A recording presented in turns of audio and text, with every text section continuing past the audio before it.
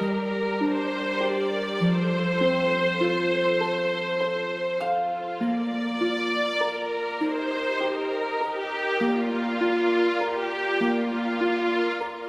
selamat pagi Bapak Ibu Saudara yang terkasih dalam Tuhan Yesus Kristus. Bersyukur pada pagi hari ini Allah memanggil kita bersekutu bersama, kita menyembah dan meninggikannya. Kami ingin menyambut Bapak Ibu Saudara yang pertama kali bergabung bersama dengan kami. Mari kita bersama angkat suara kita memuji dan meninggikan Dia. Selamat beribadah, Tuhan Yesus memberkati.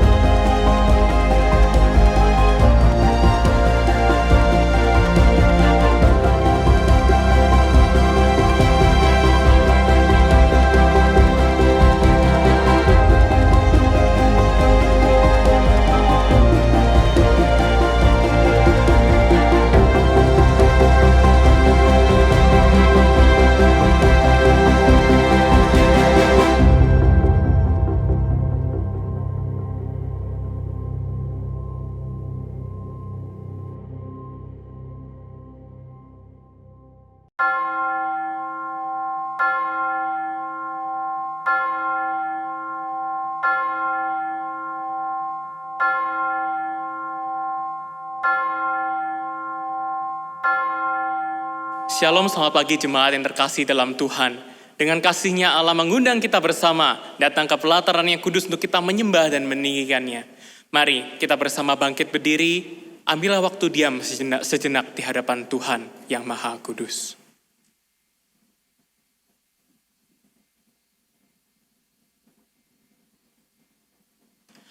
Pertolongan kita dalam ibadah Minggu Advent pertama hari ini adalah dalam nama Allah Bapa, Allah Anak, dan Allah Roh Kudus. Turunlah kiranya atas kita sekalian pengharapan dari Allah Tritunggal. Amin.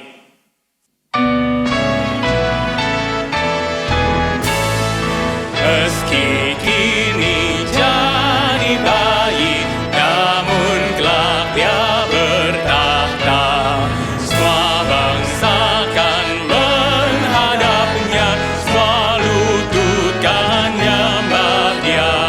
Mari datang dan menyembah Yesus Kristus Sang Raja. Semua makhluk puji Allah, Bapa, Anak, Roh Kudus.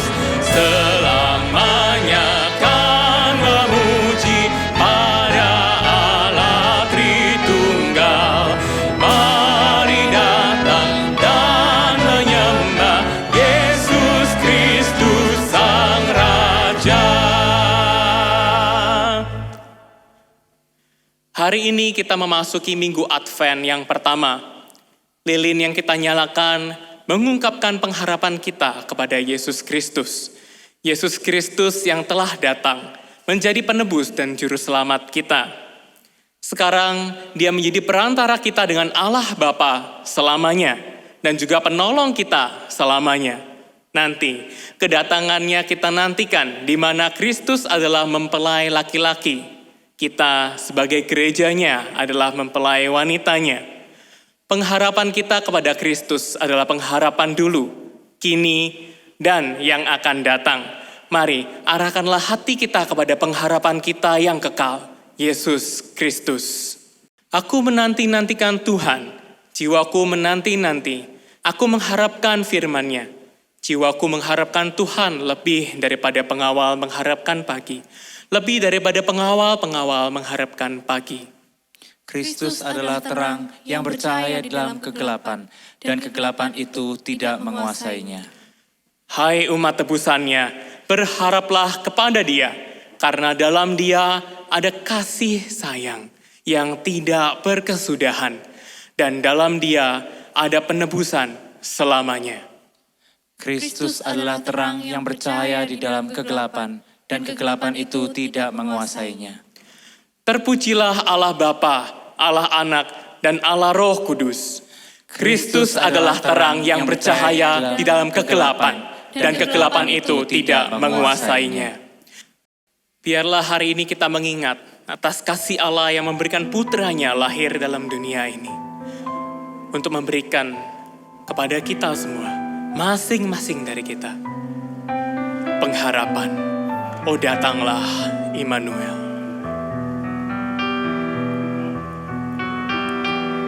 Oh datanglah Immanuel, tebus umatmu Israel, yang dalam berkeluh kesah menantikan penolongnya.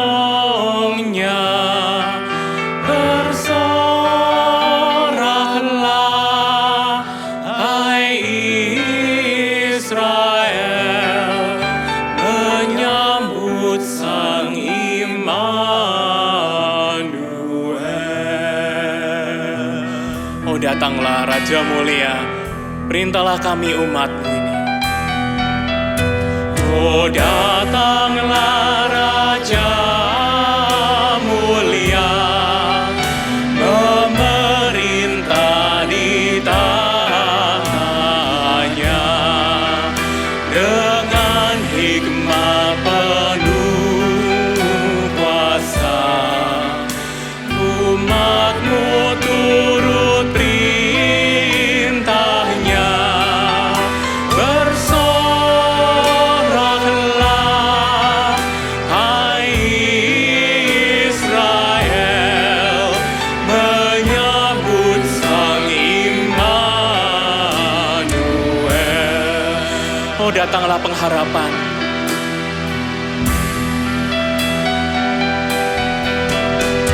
Oh datanglah pengharapan, menyatukan umat Tuhan, menghapuskan permusuhan, beri damai dan pengharap. Bersoraklah, bersoraklah, hai Israel, menyambut Sang Immanuel.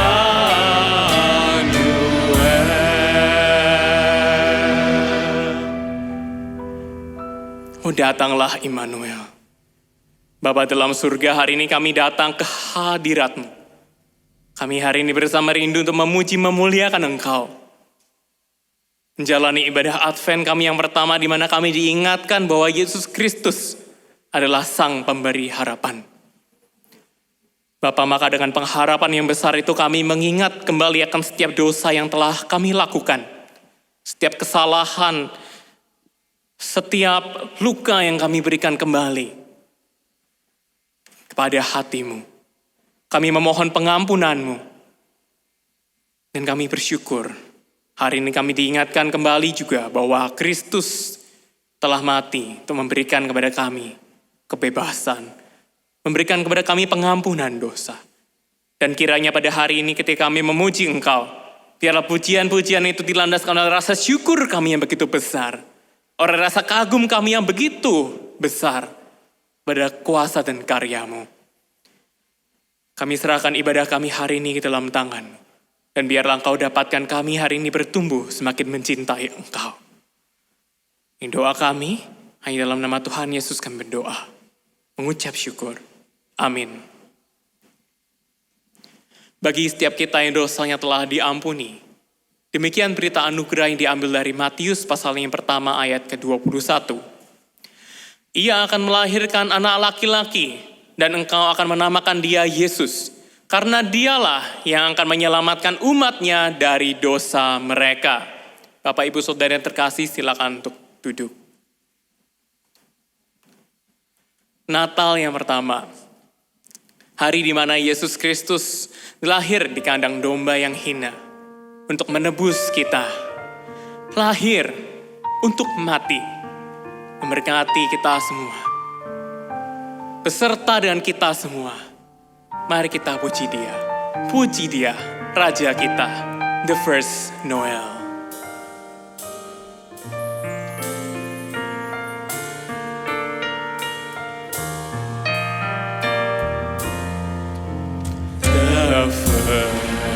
First Noel, the angel did say, was to certain poor shepherds in field as they lay, in fields where they lay keeping their sheep on a cold winter's night.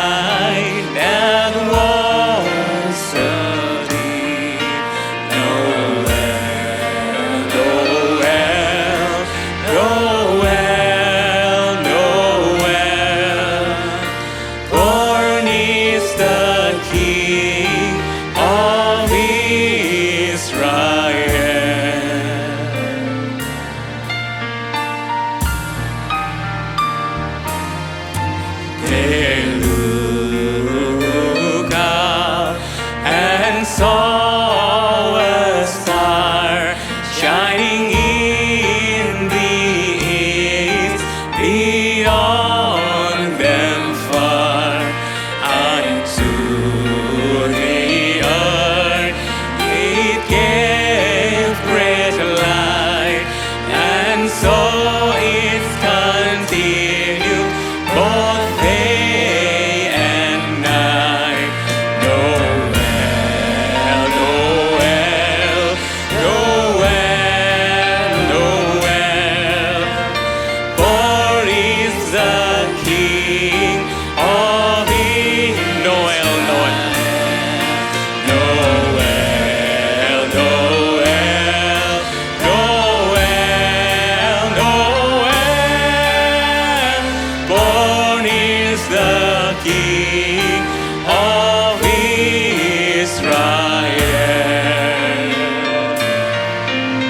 Mari kita puji Dia. Noel, Noel.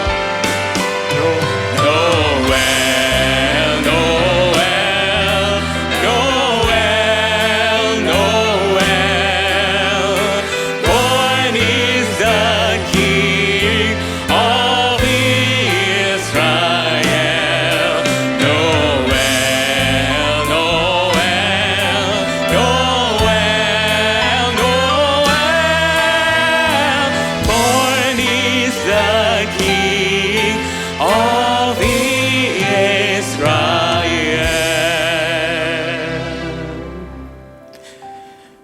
Bapak Ibu Saudara yang terkasih dalam Tuhan, sebentar kita bersama akan menaikkan doa-doa kita. Kita bersama akan bersyafaat. Kehadiran Kristus dalam dunia ini merupakan janji Allah yang begitu besar dan mulia. Jika janji yang begitu besar dan mulia telah ditepatinya, apalagi janji akan penyertaannya, bahwa Dia senantiasa akan bersama dengan kita. Mari kita siapkan hati kita bersama untuk berdoa, kita puji pujian ini. Ku percaya janji-Mu. Sungguh besar Setiamu Kau nyatakan bagiku. Kau Bapa yang selalu mengerti. Kau Bapa yang selalu mengerti isi hatiku. Kemuliaan-Mu Kau janjikan. Aku tetap percaya. Ku percaya akan janji-Mu. Percaya janjimu ajaib terukir dalam kehidupanku. Ku berserah di dalam kekuatanmu, ku percaya. Sungguh besar Tuhan kasih setiamu, begitu nyata bagi kami. Engkau Bapa yang selalu mengerti. Sungguh besar setiamu, Kau nyatakan bagiku.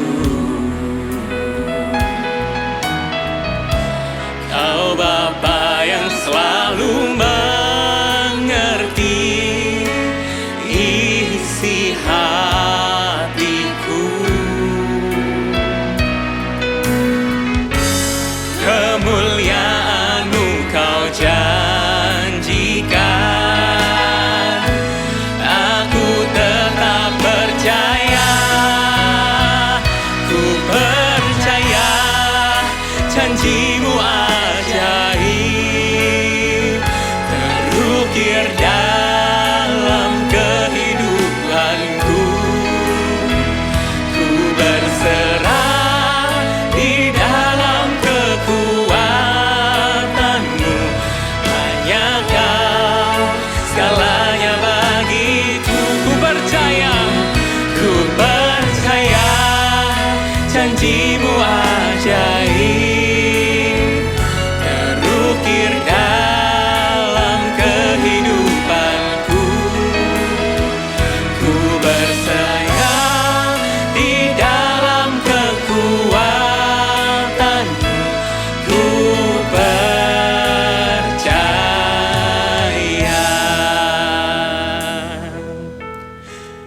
Pada pagi hari ini mari kita menaikkan doa-doa kita. Kita akan berdoa untuk persiapan ibadah Natal. Mari kita berdoa untuk setiap panitia, setiap hamba Tuhan, setiap penata layan untuk dapat memberikan yang terbaik dalam ibadah Natal ini. Mari kita juga berdoa untuk kesehatan jemaat. Kiranya ada sakit penyakit yang hadir, kita berdoa.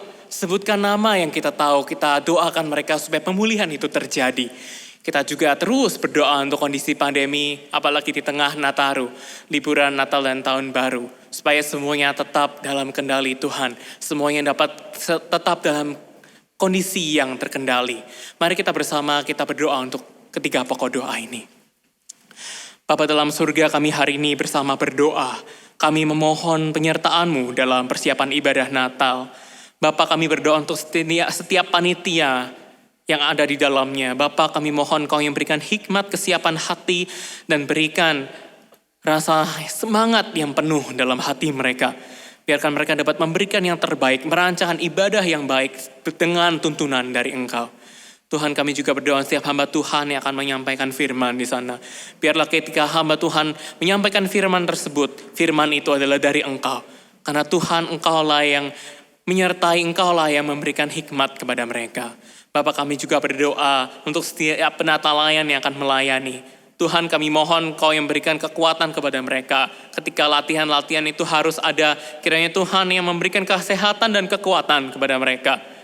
Kiranya Tuhan dalam ibadah ini nama-Mu dimuliakan, Engkau ditinggikan, dan biarlah setiap jemaat mengingat anugerah yang terbesar itu ada dalam hidup mereka.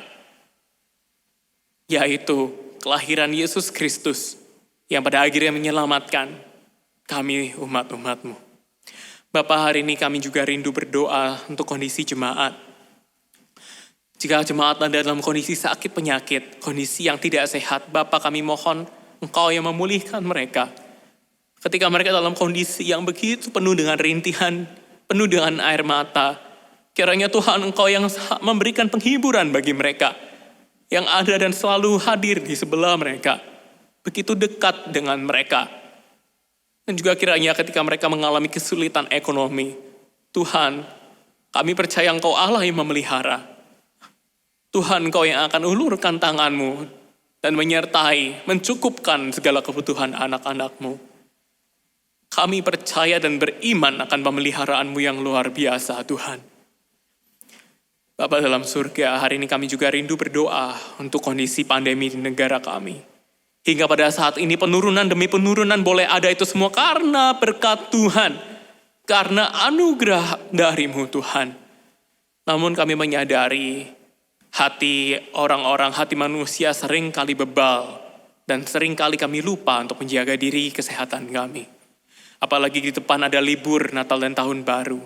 Di mana mungkin kami akan bertemu dengan keluarga. Bertemu dengan orang-orang di luar sana banyak sekali. Tuhan mohon kesehatan terus, kesehatan jemaat-Mu, kesehatan orang-orang terus Kau jaga. Bapa, kiranya tidak ada lonjakan kasus yang besar di luar kendali daripada nakes, daripada semua kesehatan yang boleh ada, institusi kesehatan yang boleh ada di negara kami. Biar semuanya dapat terkontrol, biar Tuhan yang memberikan hikmat kepada pemerintah juga untuk dapat mengendalikan ini dengan baik. Kami hanya bisa berserah kepada Engkau Tuhan, karena hanya kepadamu lah kami memohon. Dan kami membawa seluruh doa dan permohonan kami sesuai dengan doa yang pernah diajarkan oleh Tuhan Yesus. Bapa kami yang di sorga, dikuduskanlah namamu, datanglah kerajaan-Mu, jadilah kehendak-Mu, di bumi seperti di sorga. Berikanlah kami hari ini makanan kami yang secukupnya, dan ampunilah kami atas kesalahan kami, seperti kami juga mengampuni orang yang bersalah kepada kami.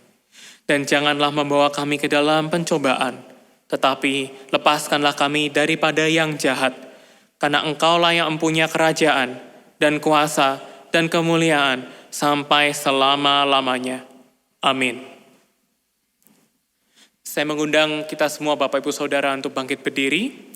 Mari kita mengucapkan pengakuan iman kita, pengakuan iman rasuli yang berbunyi demikian. Aku percaya kepada Allah, Bapa yang Maha Kuasa, Khalik langit dan bumi, dan kepada Yesus Kristus, anaknya yang tunggal Tuhan kita, yang dikandung dari Roh Kudus, lahir dari anak darah Maria, yang menderita sengsara di bawah pemerintahan Pontius Pilatus, disalibkan, mati dan kuburkan, turun ke dalam kerajaan maut. Pada hari yang ketiga, bangkit pula dari antara orang mati, naik ke sorga, duduk sebelah kanan Allah, Bapa yang Maha Kuasa, dan dari sana Ia akan datang untuk menghakimi orang yang hidup dan yang mati. Aku percaya pada Roh Kudus, gereja yang kudus dan persekutuan orang kudus, pengampunan dosa, kebangkitan tubuh, dan hidup yang kekal. Amin. Bapak, Ibu, Saudara dipersilakan untuk kembali duduk. Sebagai anak-anak Allah yang setia, sudah seharusnya kita mendengarkan firman-Nya, tuntunannya, dan juga tentu kita melakukannya dengan setia. Tiada pernah jemu-jemu. Biarlah hati kita hari ini dipersiapkan, seperti sebuah bejana yang siap dibentuk di tangannya. Mari kita lembutkan hati kita untuk menerima firman-Nya. Kita pujikan bersama pujian ini, bagaikan bejana.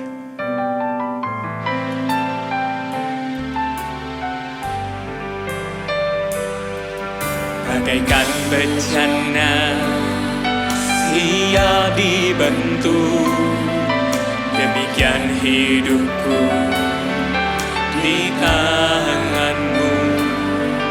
Dengan urapan kuasa Roh-Mu, ku dibaharui selalu. Jadikan ku Allah Tuhan, jadikan ku Allah dalam rumah-Mu.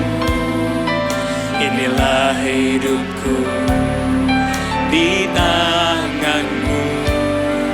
Bentuklah seluruh kehendak-Mu, pakailah sesuai rencana-Mu. Ku mau seperti-Mu Yesus, disempurnakan selalu dalam segenap jalanku, memuliakan nama-Mu. Jadikan ku Allah Tuhan dalam rumah-Mu. Jadikan ku Allah dalam rumah-Mu.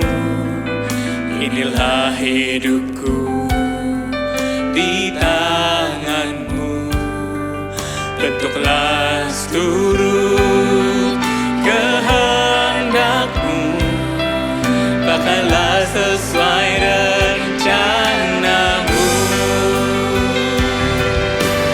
Ku mau seperti-Mu, Yesus, disempurnakan selalu dalam segenap jalanku, memuliakan nama-Mu. Ku mau seperti-Mu, Yesus. Ku mau seperti-Mu, Yesus,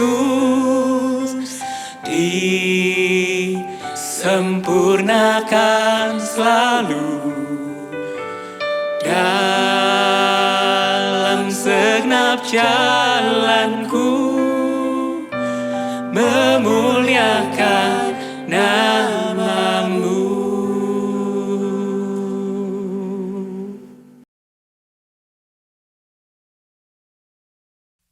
Shalom, jemaat yang kasih di dalam Tuhan kita Yesus Kristus.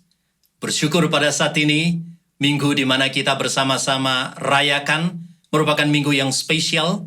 Pada saat ini kita bersama-sama masuk dalam minggu Advent, artinya minggu pengharapan. Bagi orang Israel ribu tahun yang lalu, mereka mengharapkan kedatangan Mesias. Tetapi bagi kita pada saat ini, kita mengharapkan kedatangan Kristus untuk yang kedua kalinya.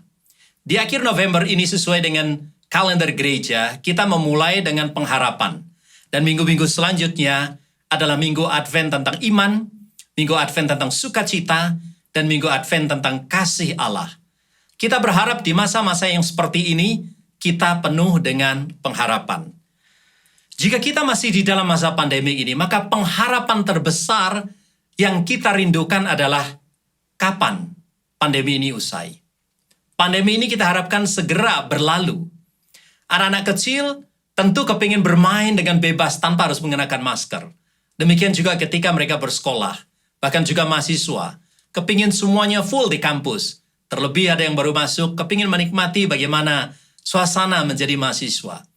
Bagi kita yang bekerja, tentu kita kepingin tidak ada lagi pembatasan yang sedemikian rupa. Yang terbiasa traveling, seperti 2 tahun yang lalu kita lakukan dalam perbisnisan kita rindu semuanya kembali normal dan bahkan menikmati sukacita. Termasuk juga pada saat kita beribadah. Kita rindu tidak dengan format seperti ini, kita rindu dengan format yang baik, di mana ada fellowship, ya secara fisik bertemu dengan banyak orang. Dan itu mungkin pengharapan yang bukan hanya kita sekelompok orang, tetapi semua orang yang ada di seluruh dunia ini. Nah, saudara yang kekasih dalam Tuhan Yesus Kristus, di tengah-tengah pengharapan dari anak-anak kita sampai kepada komunitas kita orang gereja, di bulan ini, di bulan November ini, di minggu-minggu sebelumnya, di Inggris, di UK, tepatnya di kota Glasgow, ada pertemuan yang besar dilakukan oleh para pemimpin dunia, yang kita kenal dengan konferensi untuk bagaimana menyikapi perubahan iklim. Ada satu tokoh yang bernama Sir David Attenborough. Di dalam sambutannya, dia menyatakan pengharapan seperti ini. Di masa lampau saya telah menyaksikan banyak kehancuran pada alam kita. Ke depan, saya berharap para delegasi yang mulia melakukan pemulihan terhadap alam. Delegasi yang mulia yang dia maksudkan di sini adalah para hadirin yang pada saat itu para pemimpin negara yang hadir di Glasgow untuk bagaimana mengakhiri kerusakan pada alam kita yang membuat perubahan iklim yang sangat ekstrim seperti belakangan ini yang kita alami.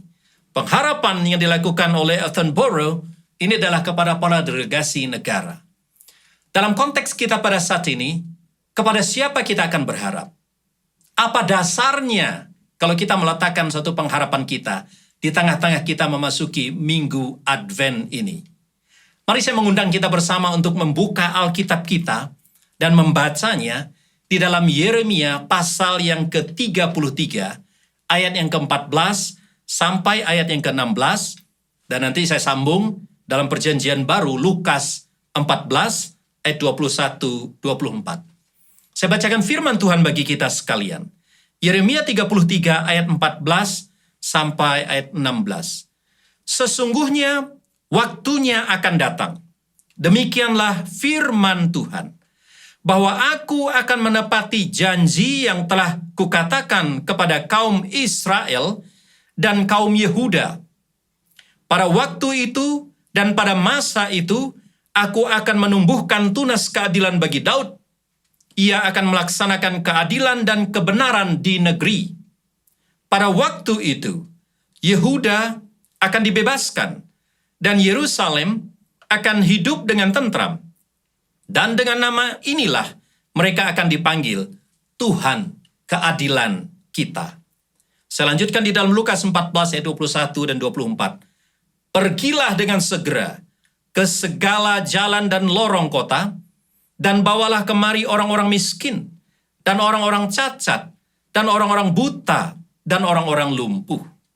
Sebab aku berkata kepadamu, tidak ada seorang pun dari orang-orang yang telah diundang itu akan menikmati jamuanku. Demikian kebenaran firman Tuhan yang kita dengarkan melalui pembacaannya tadi. Saudara, berbicara tentang Advent, berbicara tentang kerapuhan, tetapi juga berbicara tentang pengharapan. Itulah yang diucapkan oleh seorang teolog yang bernama Dietrich Bonhoeffer. Dia mengatakan bahwa kekacauan di dalam batin kita, kesadaran akan kemiskinan kita, dan ketidakmampuan kita itu menjadi motivasi untuk kita merayakan Advent pada saat ini dan di minggu-minggu selanjutnya. Dan dalam upaya menggapai bagaimana masa depan kita lebih baik. Dietrich Bonhoeffer menyadarkan kepada kita bahwa kita menyadari batin kita ini hancur karena kita rapuh. Alam yang goncang seperti ini, pandemi yang melanda kita seperti ini, banyak orang kehilangan pengharapan. Dan bahkan mungkin ada di antara kita yang pada saat ini sedang berada di dalam rumah sakit, atau yang sedang isolasi mandiri, atau yang sedang di dalam pemulihan. Kita mungkin juga sedang kehilangan pengharapan. Pada saat ini saya rindu agar di masa-masa Advent ini kita bangunkan kembali pengharapan kita. Karena kita rapuh. Dietrich Bonhoeffer mengatakan. Dan kita juga sadar kita miskin. Mungkin ada yang mengatakan bahwa Pak memang betul saya miskin. Gara-gara pandemi ini saya mendadak menjadi orang miskin. Dulunya saya memiliki kekayaan yang luar biasa. Atau kekayaan yang biasa-biasa. Sekarang semuanya menjadi tidak ada. Tetapi bukan hanya miskin itu yang saya maksudkan. Kita juga miskin secara perasaan. Kita juga miskin secara teman. Karena sekarang semua terbatas. Dan kita juga miskin mungkin dalam hal-hal yang lain. Khususnya merujuk kepada firman Tuhan di dalam Matius. Miskin secara rohani. Kita tidak ada apa-apanya di hadapan Tuhan. Dan kita tahu bahwa ada kesempurnaan yang disediakan oleh Tuhan Allah. Ada masa depan yang lebih baik. Nah, berkenaan dengan pengharapan yang kita mau bahas pada pagi hari ini, pengharapan seperti apakah yang harus kita miliki pada masa kini dalam tema kita, dan juga pada masa nanti. Mari kita bersama-sama melihat di dalam firman yang telah kita baca tadi di dalam Yeremia pasal yang ke-33, bahwa pengharapan yang harus kita miliki yang pertama adalah pengharapan yang membebaskan. Saya sebutkan di sana adalah liberative hope, pengharapan yang membebaskan. Saudara, ada yang mencoba membagi kitab Yeremia ini di dalam beberapa bagian. Ada cukup banyak bagian, tetapi saya ingin menyederhanakan bagi kita sekalian 3 bagian saja. Di bagian awal, pasal pertama sampai pasal yang ke-28, bagian kitab ini berbicara tentang dosa yang dilakukan oleh kaum Yehuda dan Yerusalem, dan karena dosa itu mereka dihukum oleh Tuhan. Memasuki pada pasal yang ke-29, kita melihat sampai ayat ke-33, ini adalah pasal tentang pengharapan, di mana kita melihat ada pembebasan dan ada pemulihan. Dan pasal yang terakhir, bagian yang terakhir, 34 sampai 52, itu bagaimana Tuhan Allah menyatakan keadilannya, menghakimi, menghukum bangsa-bangsa yang lain yang menindas Israel, memang sebelumnya diizinkan oleh Allah untuk menindas Israel. Peristiwa ini terjadi sekitar 600 tahun sebelum Kristus datang untuk yang pertama kali ke dunia ini. Dan Yeremia memberitakan kepada umat Israel dan juga kaum Yehuda pada waktu itu, di kerajaan utara dan kerajaan selatan, mereka digambarkan, diibaratkan kalau seorang istri, bangsa Israel dan Yehuda ini, adalah istri yang tidak setia kepada suami. Demikian relasi mereka kepada Tuhan. Kalau mereka adalah seorang anak, adalah anak yang memberontak kepada orang tuanya. Ketika itu, Yeremia mengingatkan kepada mereka bagaimana mereka dulu ditebus dari Mesir. Bagaimana mereka dicintai oleh Tuhan. Bagaimana mereka diangkat, dikasih oleh Tuhan. Bagaikan istri yang disayangi. Tetapi sekarang mereka menyeleweng. Menyembah Allah-Allah lain. Tidak lagi setia kepada Tuhan. Bagaikan istri yang tidak setia.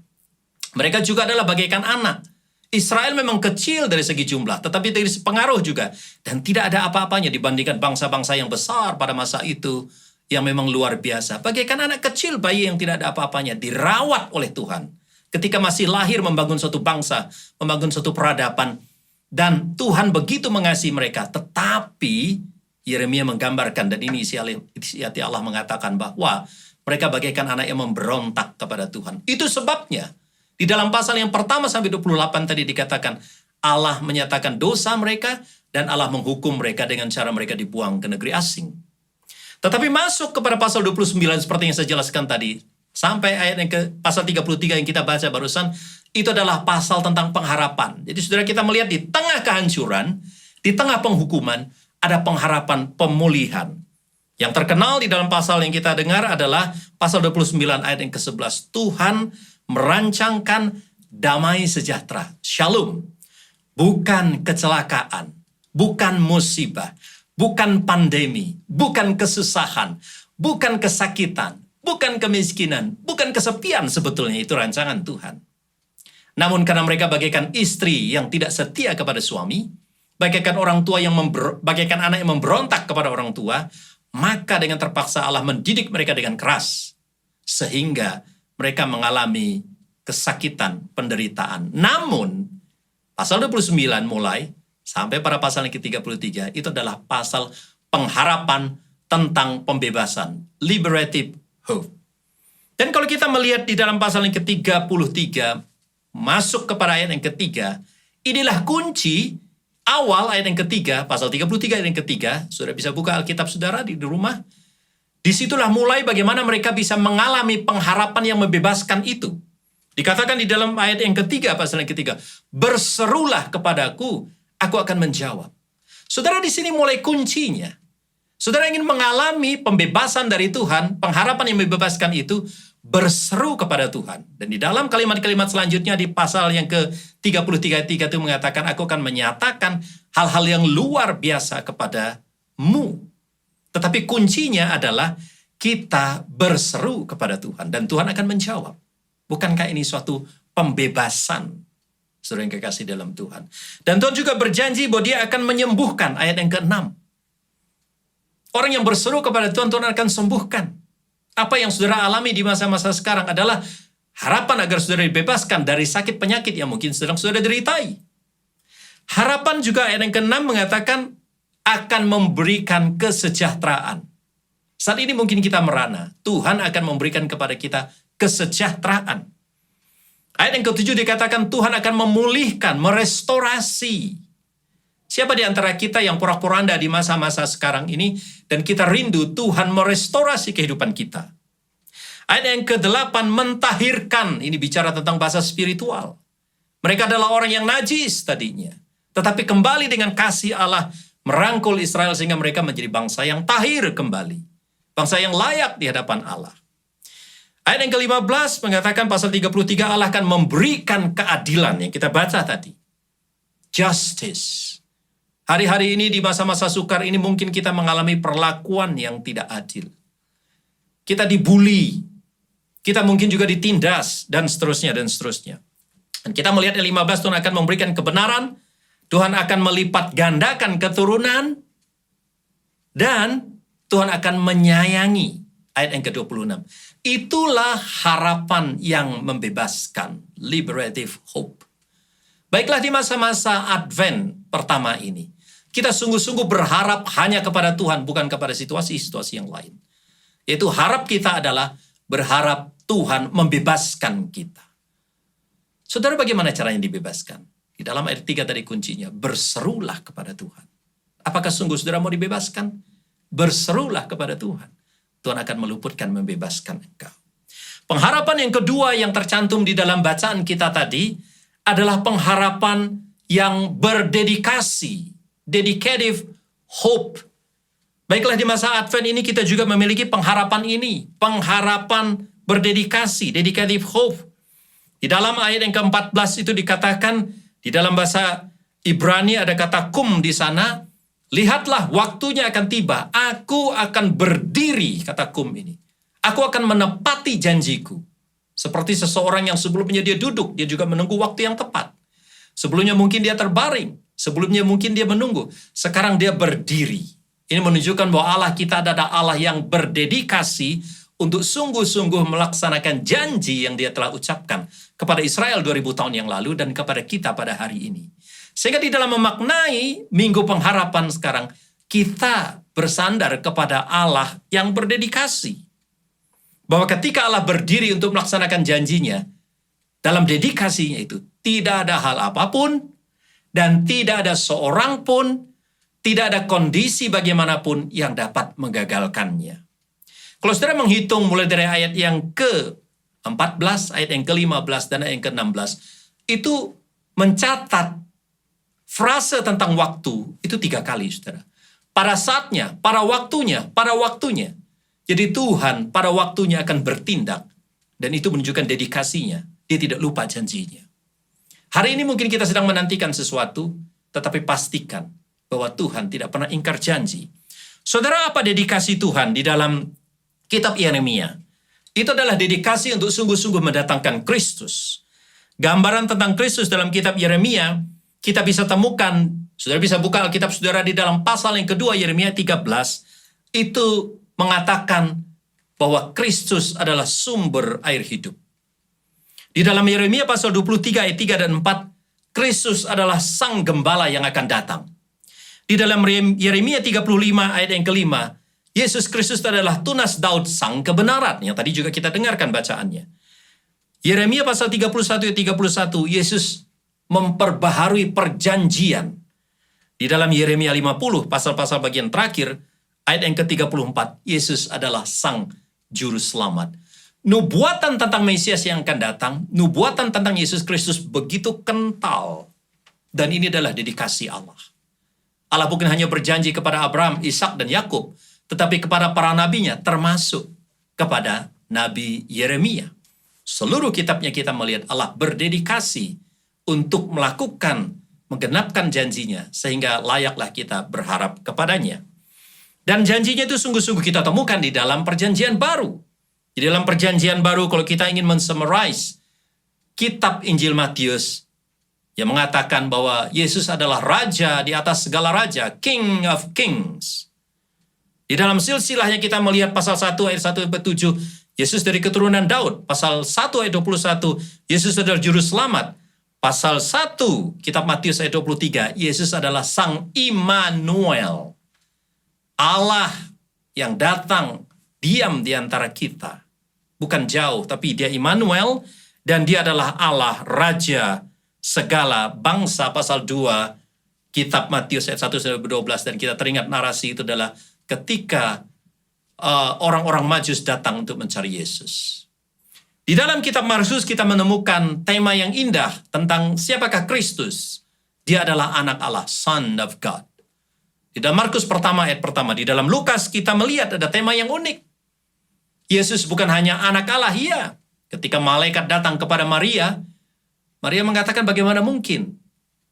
Malaikat itu mengatakan Roh Allah akan hadir dan dia akan melahirkan seorang anak laki-laki. Si Maria akan melahirkan dan dia adalah Allah yang hidup.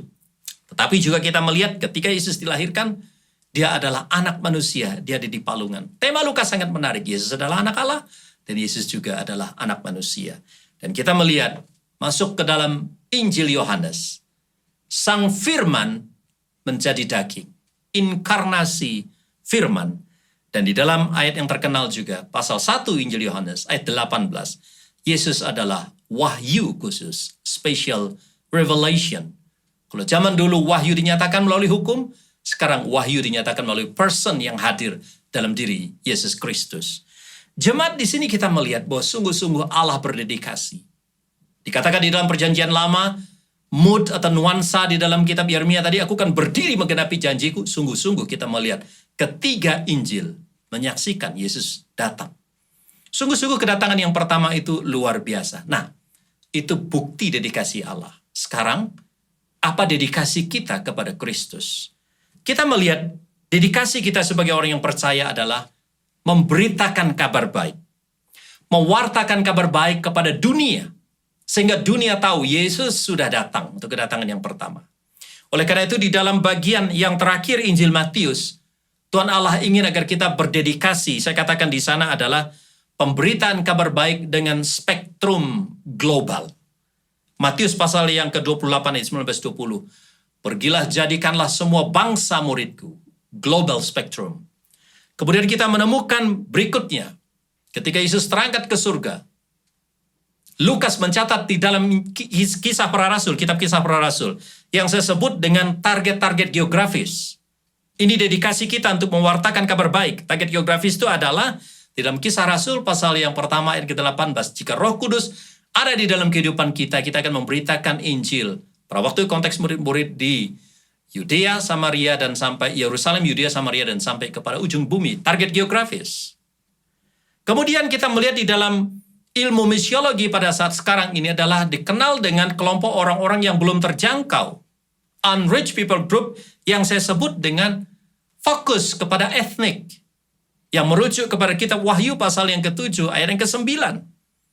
Dan saudara yang kekasih di dalam Tuhan, bacaan kita tadi di dalam Injil Lukas hendaklah menjadi motivasi untuk kita juga berdedikasi ketika kita sedang berharap kepada Tuhan untuk kedatangan yang kedua kali, yaitu kepada orang-orang dalam kondisi total, saya sebutkan di situ, kondisi total. Karena di sana adalah ada kelompok orang-orang disabled atau difable. Selama ini sejauh mana kita mempedulikan mereka? Dikatakan di dalam metafor pada saat itu, perjamuan terakhir yang harus disiapkan oleh Tuhan. Biasanya dalam tradisi Yahudi, mereka menyiapkan untuk 100 orang hadir, bahkan bisa lebih. Tetapi kalau 100 orang itu tidak hadir, tidak memenuhi, mereka harus cari orang lain supaya hidangan itu tidak mubazir. Makanya dalam pesta itu, tuannya sempat marah. Carilah ke lorong-lorong, carilah ke jalan-jalan. Semua orang miskin, orang timpang, orang buta, orang cacat dibawa. Ini menurut saya bukan hanya menandakan bahwa secara figuratif, secara kiasan, atau secara alegori kita adalah orang yang miskin, kita adalah orang yang cacat, kita adalah orang yang buta di hadapan Allah secara rohani. Bukan hanya itu, tetapi sungguh-sungguh juga secara fisik. Yuk, kita perhatikan, berdedikasi juga agar orang-orang miskin, orang-orang buta, orang-orang cacat, orang-orang timpang di luar sana. Mereka mungkin juga orang luar tetangga kita yang belum percaya, tetapi juga mungkin anggota keluarga kita. Bagaimana mereka bisa berakses kepada Injil yang memberi pengharapan itu di dalam Yesus Kristus. Yesus saja memerintahkan. Dan di dalam percakapan narasi itu, Tuhan itu marah. Kenapa?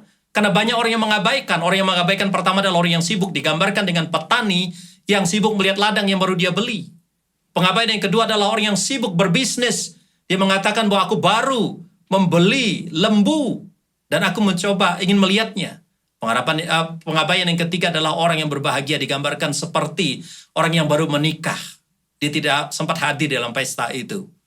Saudara, kesibukan saudara, urusan bisnis saudara, bahkan kebahagiaan duniawi ini mungkin membuat kita mengabaikan panggilan Tuhan. Tuhan berdedikasi, tapi bagaimana dedikasi kita? Jika kita ingin memaknai pengharapan ini, yang berdedikasi ini, mari kita juga beritakan Injil. Dan sekarang, saudara, yang terakhir kita melihat bahwa di era virtualitas ini, kita melihat ada generasi net namanya, net generations. Dan kalau kita lihat yang menggunakan gadget pada hari ini, populasi mereka juga miliaran orang. Miliaran lebih orang. Dan mereka juga perlu dijangkau. Nah, saudara yang kekasih dalam Tuhan, kalau Tuhan sudah berdedikasi, berjanji berdiri menepati janjinya, memberikan pengharapan pembebasan dan sungguh-sungguh dibuktikan dalam kedatangan Yesus yang pertama kali, maka sekarang apa yang kita akan lakukan? Apakah kita juga mau berdedikasi di hadapan Tuhan? Yang terakhir kita melihat pengharapan yang harus kita miliki di masa sekarang adalah pengharapan kemuliaan. Yang saya sebut di sana adalah doxological hope. Pengharapan kemuliaan. Kita melihat di dalam ayat 16 dalam bacaan kita dari Yeremia tadi, bahwa Tuhan memberikan predikat kepada orang-orang Yehuda dan Yerusalem yang telah dibebaskan ini. Orang lain akan memanggil, akan menyebut, mereka akan memberi gelar, Tuhan adalah keadilan kita. Ini bukan Tuhan yang sendiri yang bicara tentang dirinya, tetapi ketika Tuhan telah melakukan karya penggenapan janjinya, yang memberikan pengharapan kebebasan, liberative hope, yang memberikan pengharapan yang berdedikasi, itu dedicative hope, dan akibat dari itu, bangsa yang dibebaskan ini, akhirnya orang-orang lain, bangsa-bangsa di sekitarnya mengatakan, Tuhanmu itu adalah Tuhan yang adil. Saudara, ini berbicara tentang doksologi, atau ada yang menyebutnya berbicara tentang aspek eskatologi, peristiwa yang akan datang. Inilah di masa-masa Advent ini perlu kita maknai, yaitu ada yang disebut dengan doxological hope, pengharapan doksologis. Tuhan adalah Tuhan keadilan. Disebutkan di sana dengan Yehovah Zidkenu. Yehovah Zidkenu. Saudara yang kekasih dalam Tuhan Yesus Kristus, mari kita melihat di dalam narasi Lukas tadi mengatakan prioritas yang Tuhan Allah berikan di masa sekarang dan juga di masa yang akan datang ini adalah Tuhan sungguh-sungguh mau berelasi. Saya ulangi, Tuhan sungguh-sungguh mau berelasi dengan kita. Di masa-masa sekarang, sampai juga kepada masa kekekalan. Dan Dia adalah Allah yang mulia, maka ketika kita berelasi dengan Dia, kita juga ikut dipermuliakan. Bukan Allah yang mempermuliakan kita, bukan diri kita yang mempermuliakan kita bukan Tuhan, tetapi orang lain, bangsa-bangsa lain dalam konteks Israel pada zaman itu.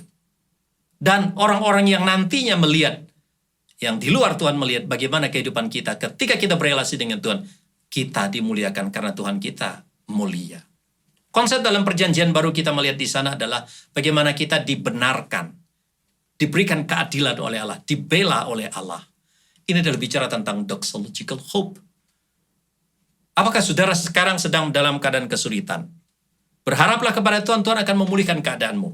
Dan di dalam perjanjian lama, Tuhan juga mengingatkan kepada bangsa Israel dan juga kita pada saat ini, agar kita tidak berharap kepada yang lain.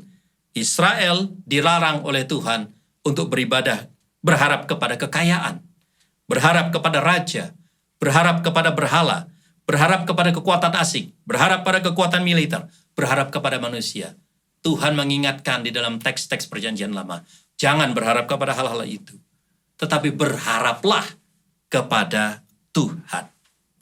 Nah saudara, di dalam ayat yang ke-15, Injil Lukas pasal yang ke-14 tadi mengatakan, mendengar itu, berkatalah seorang dari tamu itu kepada Yesus, berbahagialah orang yang dijamu dalam kerajaan Allah. Saudara, ini bicara tentang doxological hope. Bahwa bicara tentang dijamu dalam kerajaan Allah, nanti Tuhan akan menjamu kita, bahwa roti yang kita nikmati, bahwa minuman yang kita nikmati itu adalah sebenarnya roti raja, roti Tuhan. Minuman raja, minuman Tuhan. Maka apabila kita mendapat porsi, mendapat bagian di dalamnya, dikatakan seperti kata tamu itu, orang-orang itu adalah orang yang berbahagia. Mari kita mulai sekarang memikirkan, memiliki orientasi bahwa harapan kita ke depan ketika Kristus datang nanti, kita dijamu dalam jamuan pestanya yang begitu indah, yang begitu mulia, yang begitu agung. Dan di sana sukacitanya tiada tara. Hari ini mungkin kita sedang menghadapi banyak penderitaan, banyak kesukaran. Tetapi mari kita terus berharap bahwa Tuhan akan datang menolong kita. Saya merujuk kepada seorang teolog yang bernama Stephen Pass.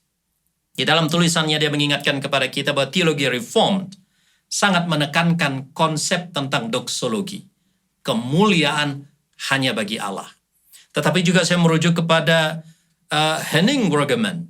Di dalam tulisannya dia mengatakan bahwa misi doksologis menyiapkan kekuatan Allah untuk menyelimuti kita, ya, menyelimuti kita pada saat menjalankan misi Allah di tengah-tengah dunia yang gelap. Saudara, sebenarnya kebenaran doksologis ini tidak hanya dialami nanti. Sesuai dengan apa yang dikatakan oleh Brueggemann di tempat ini, saat-saat ini, ketika kita menjalankan misi Allah, apa itu misi Allah? Kita melaksanakan kehidupan kita untuk menghadirkan Allah itu ada. Allah yang kita percaya selama ini. Allah yang dicari-cari oleh semua bangsa. Allah yang kita percaya itu selalu menyertai kita, menyelimuti kita, memberi kekuatan dan kemuliaan kepada kita mulai sekarang ini. Hingga seterusnya. Sampai kita melewati masa pandemi ini, bahkan nanti sampai kedatangan yang kedua kali dan selama-lamanya, kita masuk di dalam kemuliaan kepada Tuhan. Itulah pengharapan doksologi. Dan di sana, seperti yang dikatakan dalam kitab Wahyu, tidak ada lagi kesakitan. Saat ini mungkin kita sedang mengerang, ada di antara kita yang mengerang karena kesakitan apapun termasuk COVID. Tidak ada lagi penderitaan. Menderita karena penyakit juga bisa, menderita karena bencana alam, menderita karena hal-hal yang lain. Tidak ada lagi air mata duka, air mata kesedihan. Itu yang dijanjikan oleh Tuhan. Dan itu adalah dimensi doksologi yang kita nantikan apabila Kristus datang yang kedua kali. Dan saudara, pastikan bahwa kita memiliki pengharapan yang demikian. Caranya bagaimana?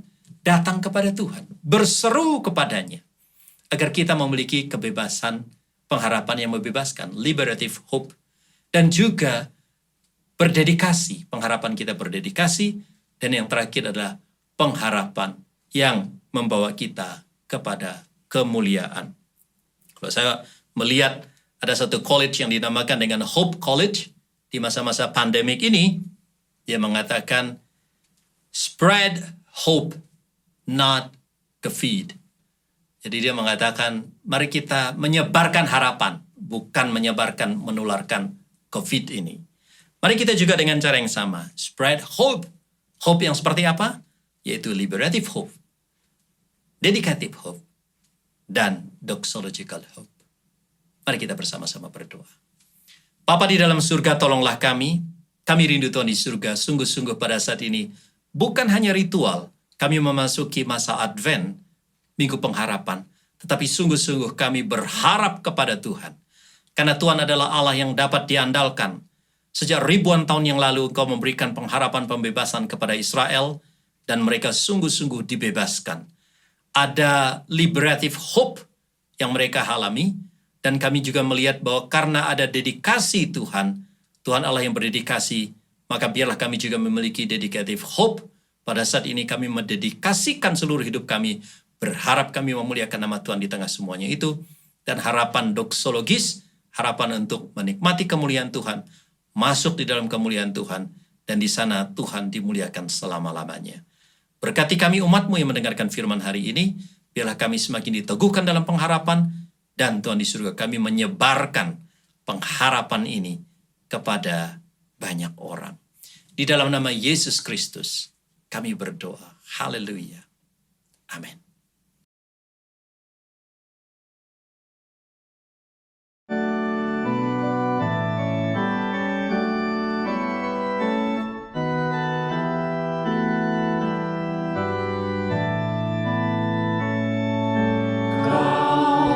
Jesus, come to earth. Come as newborn, come by birth. Come, Lord Jesus, be our guest.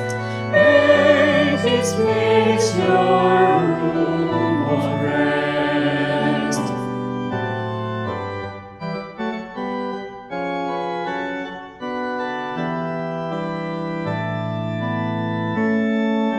Come, Lord Jesus, through each land. Lord, our Savior, our hand. Come, Lord Jesus, hear our praise. Hallelujah, all our days.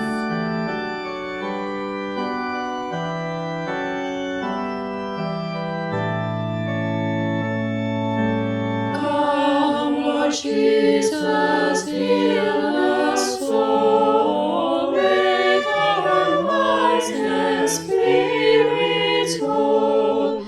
Come, Lord Jesus, come as love, love inside, between, above.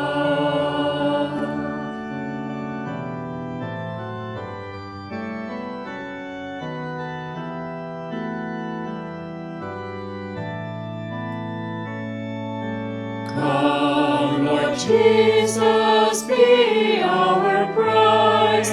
Lift us up by your sunrise.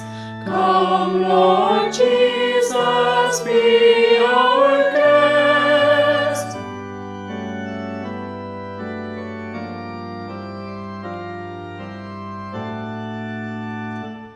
Give us peace and give us rest.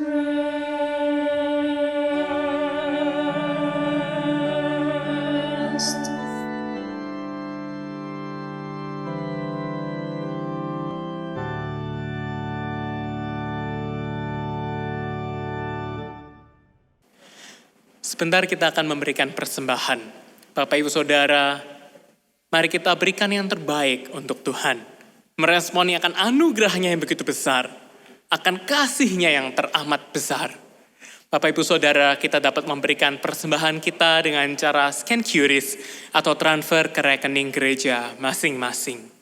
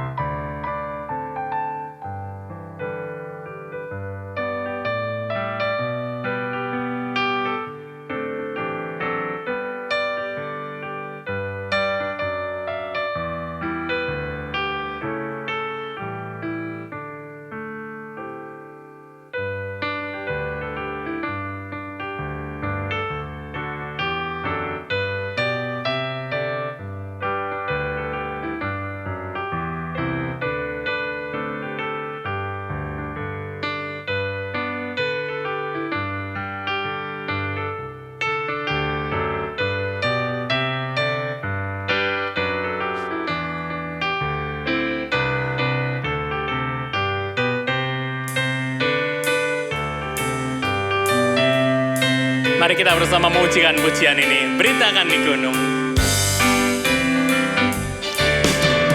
Beritakanlah di gunung, di lembah, di mana-mana. Beritakanlah di gunung, telah lahir penebus. Oh gembala di padang, menjaga dombanya. Tiba-tiba terpancar cahaya yang mulia. Beritakanlah di gunung, di lembah, di mana-mana. Beritakanlah di gunung, telah lahir penebus.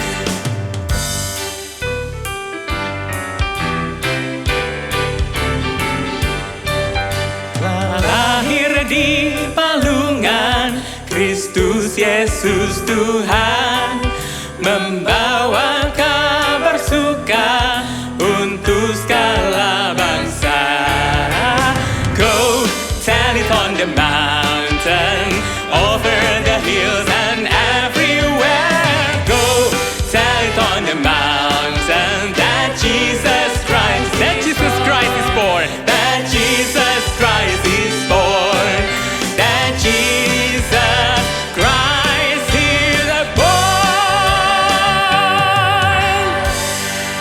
Bapak Ibu Saudara, saya mengundang kita bersama untuk bangkit berdiri. Kita membawa persembahan kita ke dalam doa.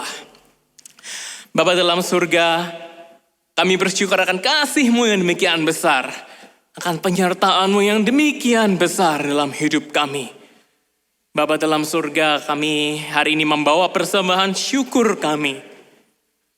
Biarlah ini juga menjadi simbol dari penyerahan diri kami kepada Engkau. Bapa kami berdoa, biarlah persembahan ini dapat dipakai benar-benar untuk membangun kerajaan-Mu, untuk melaksanakan setiap program yang Kau tuntunkan di dalam gereja ini. Tuhan, kami juga mengingat setiap tangan-tangan yang telah memberi. Biarlah Tuhan kasih-Mu, berkat-Mu selalu nyata kepada mereka. Penyertaan-Mu selalu ada untuk mereka. Berjalanlah Tuhan selalu dengan mereka. Ini doa kami Tuhan, hanya dalam nama Tuhan Yesus kami berdoa mengucapkan syukur kami. Amin. Terpujilah Allah Tritunggal yang di dalamnya kita beroleh serta mengalami pengharapan selama-lamanya. Segala kemuliaan hanya bagi Dia. Amin.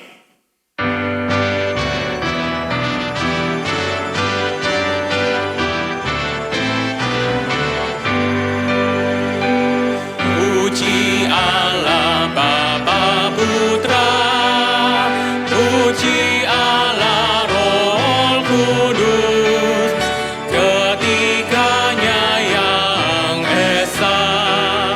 Mohon selamat sumber berkat. Amin.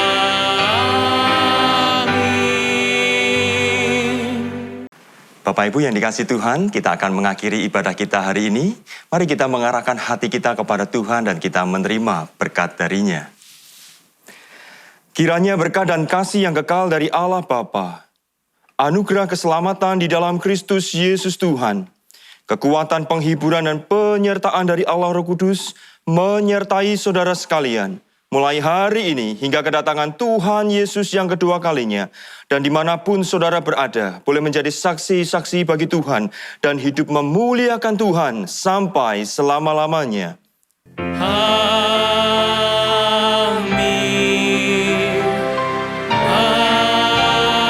Amin. Amin.